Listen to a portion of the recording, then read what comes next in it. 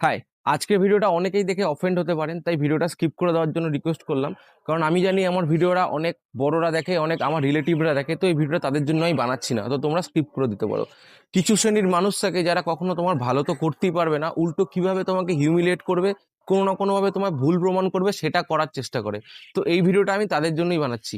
আমি যখন 95 কেজির মোটা অ্যালকোহলিক ইনডিসিপ্লিন ছিলাম, তখন এই সমস্ত মানুষরাই আমাকে ফোন করতো বা দেখা হলে বলতো, কি রে কত মোটা হয়ে গেছিস, কি করছিস। এছাড়া কোনো কিছু বলতে পারবে না, বাট এই কথাগুলো তার মাথায় থাকতো। আজকে যখন আমি একটা টাইমের পর গিয়ে নিজেকে ফিক্স করার চেষ্টা করেছি, 95 কেজি থেকে 72 কেজিতে এনেছি, একটা বডিটা একটা ভালো শেপে আসছে, ডিসিপ্লিন থাকছি, একা থাকছি, ভালো থাকার চেষ্টা করছি, এই সমস্ত মানুষরাই তখন আর কোনো কিছু না পেয়ে জিম নিয়ে জ্ঞান চোদানো শুরু করবে।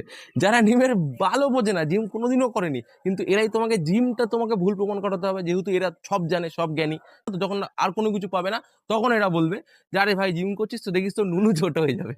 মানে আমার বলতেও হাসি পাচ্ছে এখন, যে সিরিয়াসলি একটা মানুষ কত বড় আবালচোদা হলে এই ধরনের কথাবার্তা বলতে পারে।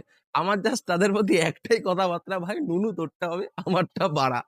তো প্লিজ আমাকে আমার মতো ছাড়, আর সমস্ত বালচাল বলে আমার মেন্টাল স্টেটটা গাড় মারিস না।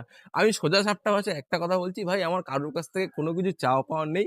তোরা তোর মতো থাক, আমি আমার লাইফটা অনেক কষ্টে ফিক্স করার চেষ্টা করছি। যদি যদি কিছু ভালো কিছু করে সাপোর্ট করতে না পারলে, এই সমস্ত আলবাল বলে বাড়া মেন্টাল সেটটা আমার আর গাড় মারিস না। আমার অ্যাট দ্য এন্ড একটাই রিকোয়েস্ট সবার কাছে, যে যার লাইফে থাকো ভালো থাকো, সবাই যে যেরকম ভাবে খুশি থাকার চেষ্টা করে থাকতে দাও। বাট তুমি যদি কারোর জন্য কোনো কিছু ভালো না করতে পারো, তাকে আলবাল বলে তার মাথা নষ্ট করো না।